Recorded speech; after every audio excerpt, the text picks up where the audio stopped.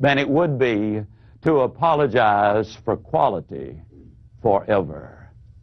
Now, I'll bet you're glad we made that decision, aren't you? I'm telling you, folks, I've sold a lot of merchandise with that particular close. It really does work. Let me emphasize a point. People do make emotional decisions. For example, we griped and complained when they started making us wear our seat belts in automobiles. I've never heard anybody gripe about wearing a seat belt in an airplane. And yet the truth is, if you have a wreck in a car with your seatbelt on, the odds are 3 to 1 that it's going to prevent more serious injury, perhaps even save your life. Now, on an airplane, 30,000 feet up, you got your seatbelt fastened, and that sucker comes down. I'm here to tell you that seatbelt's not going to do you any good at all. We do make emotional decisions. Now, again, if we can put emotional and logic together, we're going to be in business. Eb Jackson from Tucson, Arizona, is in the life insurance business, and he was telling me he used this very specific close to make the biggest sale of his career. And incidentally, he said he was kind of dragging bottom at that particular point. He called on this couple and made the presentation on the biggest contract he had ever offered. And the objection they brought up was simply the price is too high. And then Ab simply looked at them and lowered his voice and said, many, many years ago, our company made a very basic decision.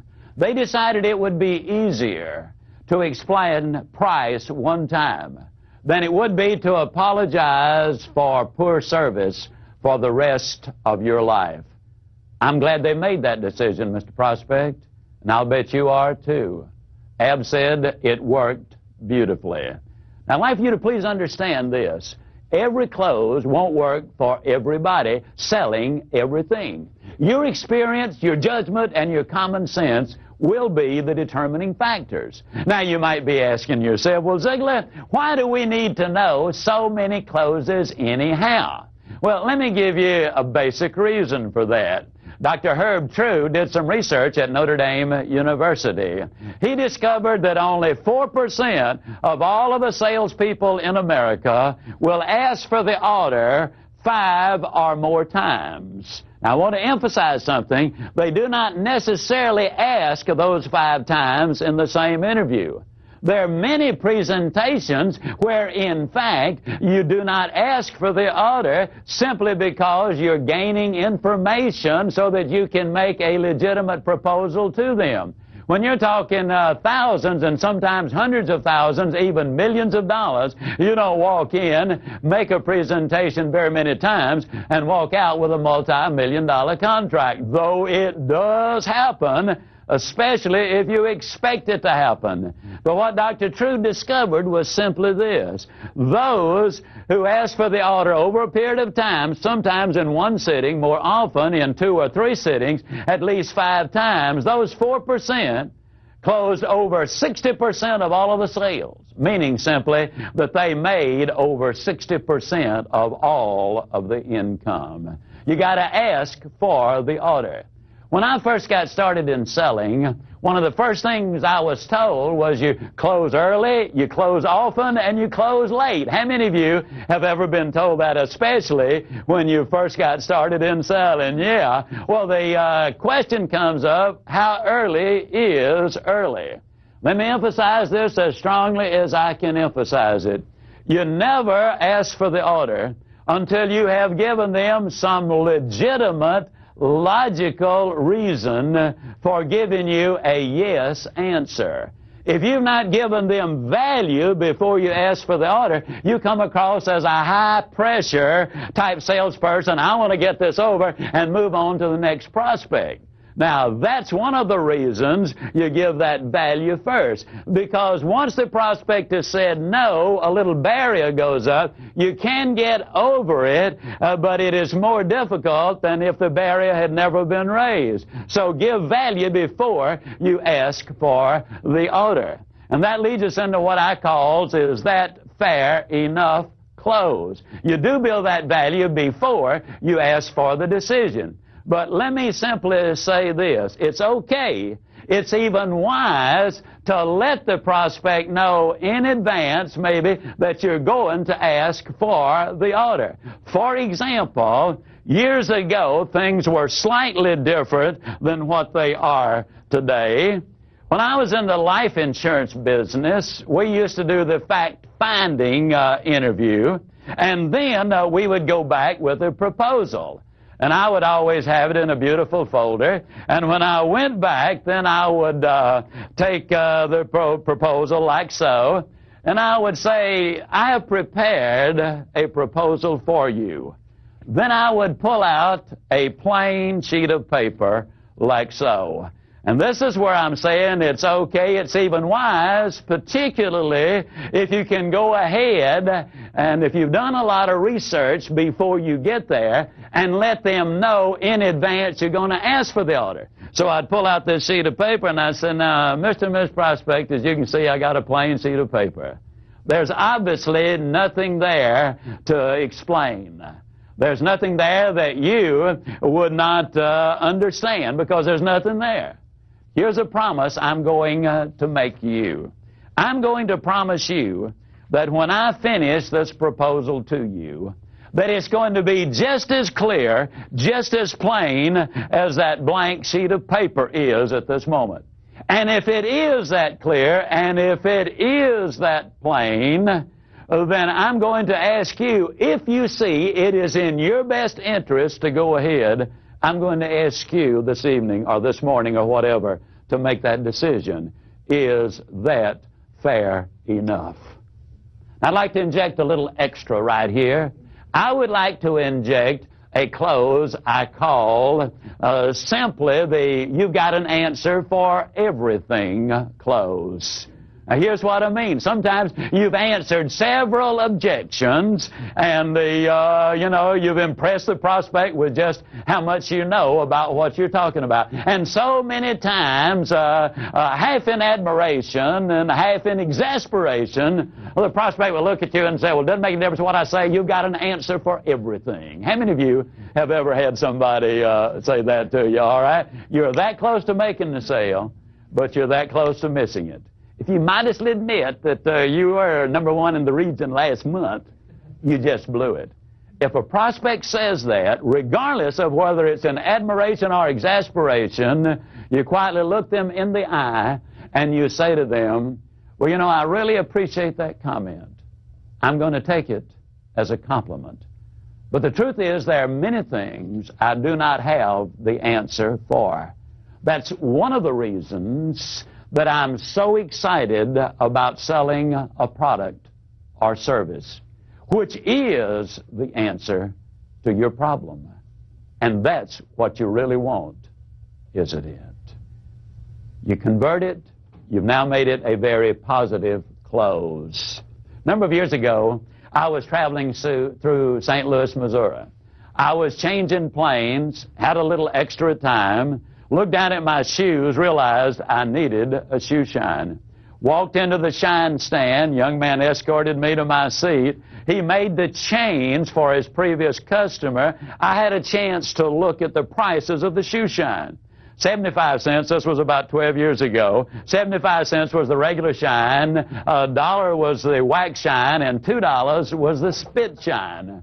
Well, I figured I'd get the regular shine for 75 cents, tip the guy a quarter, and I'd be on my way. He came to me, and incidentally, I called this the shame close. He came to me, and then he said, which one? I said, regular. Now, you're talking about voice inflection. The young man backed up and said, regular.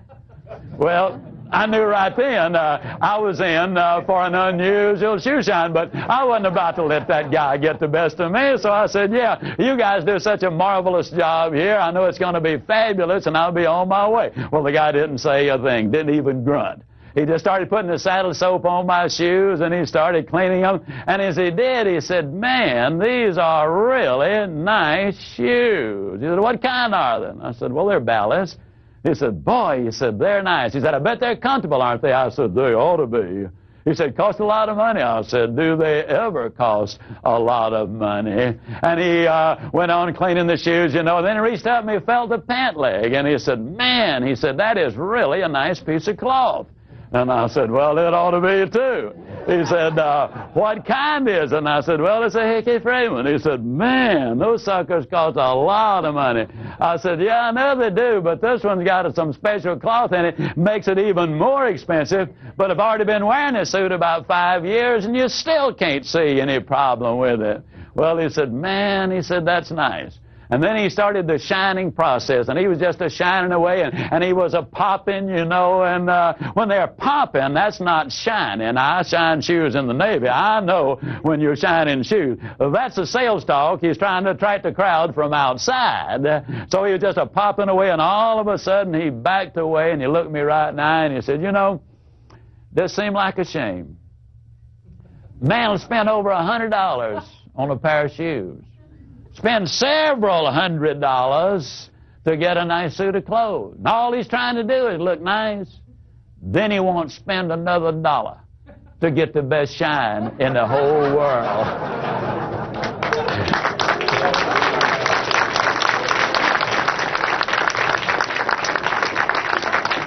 I said, spit on him, man. Spit on him.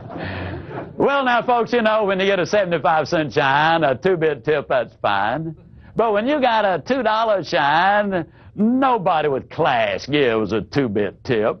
So I gave him a $3, you know, and as I walked out, you know, I was really picking them up and putting them down. I was feeling pretty good, you know. I looked up at the clock, and as I did, it clicked straight up and down 10 o'clock. Now, the reason I mentioned that is because when I sat down, I noticed it was exactly 3 minutes until 10. I was in his chair 3 minutes. I gave him $3. Now, you don't have to be a Phi Beta Kappa from MIT to figure that one out. That is $60 an hour. Did you realize that's what we were paying our psychiatrists back then? Of course, this guy does some good. But, you know, you might say, but Zig, he doesn't shine 20 pair of shoes an hour all day long. Okay, but you figure, let's cut that half in two. Instead of 60, he makes 30. Cut that half in two. He doesn't make 30, he makes 15. And you take $15 an hour and cut that half in two, and I know he does more than. You know what that adds up to? It adds up to right at $20,000 a year shining shoes. And I got something to tell you, friends. If that dude ain't making at least 30, ain't a dog in Georgia. I mean, he is shining a lot of shoes. But now let me point out two very sound things about him. His name is Johnny. I asked him his last name. I knew Johnny because it had his name on his name tag there. He said, I'm not going to tell you. If I tell you both names, you'll forget them both. If you'll always remember Johnny, though. He was a professional. He's the only shoeologist I've ever seen. Now, the reason I know he was a shoeologist, he had it right there on his name tag, Johnny, shoeologist. But let me point out a couple of things. He was a superb workman. He delivered everything he sold. That's important. Number two, he was a professional salesperson, and those two things merit it. But what I'm really saying is, if a gentleman in a job like that can make that kind of money, look at what we in the profession who have products and goods and services that extend to us infinitely greater opportunities, look what we can do. But the story doesn't end there. A few months later, I was back in the St. Louis airport. I walked in this time. There's no other shine guy around, no other customer. I'm the only one. Now, by then, they've changed the prices and structure just a little bit. It simply says, best shine, $2. I sat down, and he said, what kind? Well, I didn't want to go through that routine again. So I said, just give me your best. Well, as he was shining, I was bragging on him. You know, I discovered a long time ago that behavior which is recognized and rewarded is repeated. And so I wanted the best possible shine. So we had quite a little conversation. As a matter of fact, he got carried away, and he just kept shining, kept shining, kept shining. And finally I said, Johnny, I got to go. He said, okay, and he finished it up. As I stepped down, he said, you know, he said, I noticed you hung up an overnight bag when you sat down. I said, yeah. He said, you're spending the night in St. Louis? I said, yeah. He said, I was just wondering if you had another pair of shoes in your bag. And I said, well, as a matter of fact, I do. He said, you know, it'd really be a shame to have the best looking shine in St. Louis tonight and then just look like one of the gang tomorrow. He said, won't take me but a moment. I call that the extra clothes. Now, a lot of times as salespeople, we overlook the fact that we have other goods and products and services. We skim the surface, and leave more money on the table, more needs on the table that need to be met than we are actually reaching. Don't misunderstand. I'm not suggesting you try to sell everybody everything you've got every time you make that call on them. But they're buying, if you're selling products that you know they're buying from someone else, think of the time and effort you can save them if you can become more of a service person to them, selling them more of the things they're buying already anyhow. It is a service. You really can have everything in life you want if you will just help enough other people get what they want. Then I'd like to share with you what I call the marriage close. I was in the insurance business. One of the things that used to frustrate me, I'd spend a lot of time preparing a proposal and making the presentation. Get down to the close, and the prospect would say, well, Mr. Ziegler, I hate to tell you this, but my wife's second cousin's got a neighbor whose boyfriend's son, his dad, has a brother who is selling life insurance, and if we buy anything, we'll have to buy from them. Well, I knew it was just a stall. They weren't going to buy any life insurance from anybody. And so what I did then was simply this. I remembered a book I'd read by Frank Betcher many years ago called How I Raised Myself from Failure to Success in Selling. This is the reason salespeople need to be students. They need to be learning all the time. It is a profession, and it's a profession that changes. And Frank Betcher had a statement in his book, I would tell you this if you were my own brother. He also had another statement in there simply, this is what I would do if I were you. Now, what Frank Betcher had done, he would make appointments before he ever made the call. For that prospect, he would say to the prospect, I can do something for you right now that no other insurance person in Philadelphia can do. And they would say, what's that? Well, I've made an appointment already for you to be examined tomorrow afternoon, promptly at 3 o'clock, by the only physician in Philadelphia who can give you agreement and approval right now that this amount of insurance is going to be placed in force. I stole a page from him, and I would say to the prospect, I can do something for you right now that no other insurance person in the world can do. Obviously, they'd say, what's that? I would say, I can marry you. The old boy would say, you would what? Now I would reach over and